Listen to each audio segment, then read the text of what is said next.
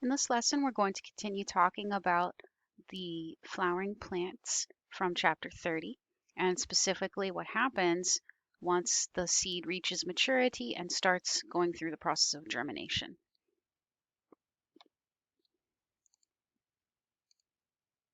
For germination to occur, the environmental conditions need to be ideal for that plant because that plant now will not be protected anymore from the seed and its hard outer covering.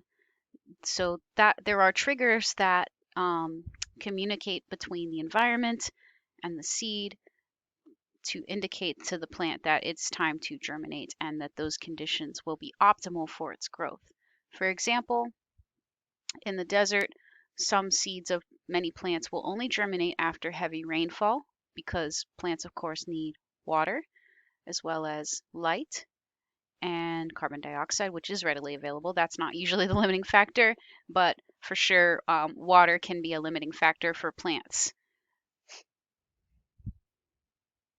So now we're going to take a look at the process of germination, first for a eudicot, and then we'll look at a monocot. There are some similarities, but there are also differences because if you recall, the anatomy of the seed of a monocot differs from a eudicot, and that's also going to influence their germination process. But one thing they have in common, though, is the order in which the plant organs emerge during the germination process. And I've highlighted that at the top here in these blue boxes with the arrows showing the direction of the flow or the order in which these structures emerge.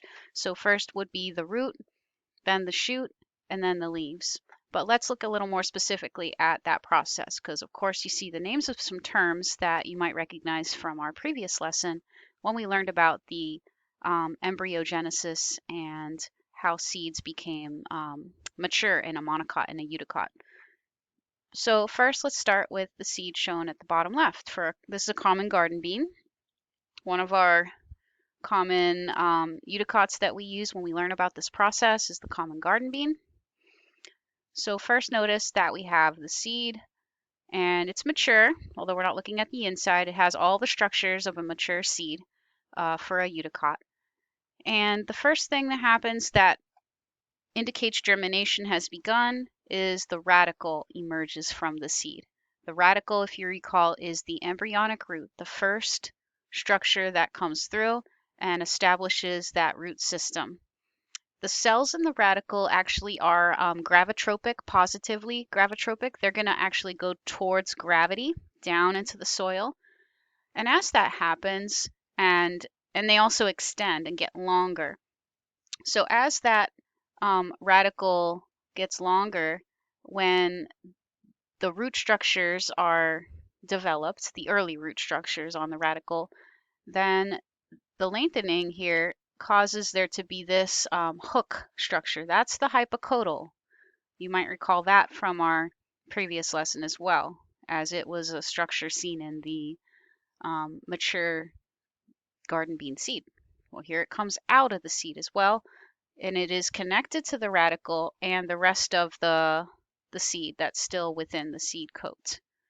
Now, as that extends, notice that it's turning a corner. It's got this hook on it, and that hook is actually what causes the seed to start being pulled up out of the soil and emerge. So instead of the seed itself, which contains the embryo, the genetic information for that plant, all of that really sensitive, fragile, all those contents inside that are really needing to be protected.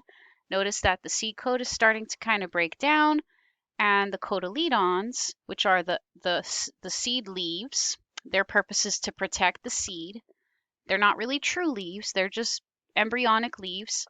They are the things that are putting pressure against the soil. Those are the things that are experiencing friction and still protecting what's inside. So the cotyledons then come up out of the ground and they start to separate. Once the cotyledons open up, as you can see here in the final diagram, Although they look like leaves, they're not true leaves. Their purpose is not for photosynthesis. Their purpose is for protecting the seed, which they no longer have to do. But now, after that, um, the stem continues to elongate, or the shoot rather continues to elongate, and then the true leaves will form. Okay, so we've seen now the progression from roots to shoots to leaves for the eudicot. Now let's look at how this is similar and different to a monocot going through germination. Our monocot is always going to be the corn. Maize is a great example of a monocot. It's a type of grass, and it does have some different structures. So on the first time progression here, we have just the corn kernel, the seed. And then like we saw with the green beans, we have the radicle, which indicates germination once that radicle penetrates the seed. Radicle is going to be the early root, so it's going to grow into that root system. Next will be the shoot. The coleoptile is the start of the shoot because it's like that sheath. It's like a protective covering for the shoot to emerge from the soil. So it serves a similar purpose to the cotyledons in the dicot. It's there to protect the sensitive structures from being damaged as they push through the soil, which can be quite abrasive sometimes. Then the shoot can emerge from the coleoptile, followed by the leaves. Okay, so those are the two processes of seed germination that you should be really comfortable with. And I want to encourage you to also watch the animation from Pearson on seed germination. So I have it here embedded in the PowerPoint, but you'll have to watch it either from the PowerPoint yourself, make sure your audio's on, or you can go to Pearson and watch it from there because this is from your publisher. But I do have to skip over that because it won't give the audio here in the video I'm doing. Similarly, this video I can't play in the PowerPoint here as it is because it won't let me share the audio. So also view this from your own PowerPoint and also from Pearson Plus. So that concludes the lesson on Chapter 30.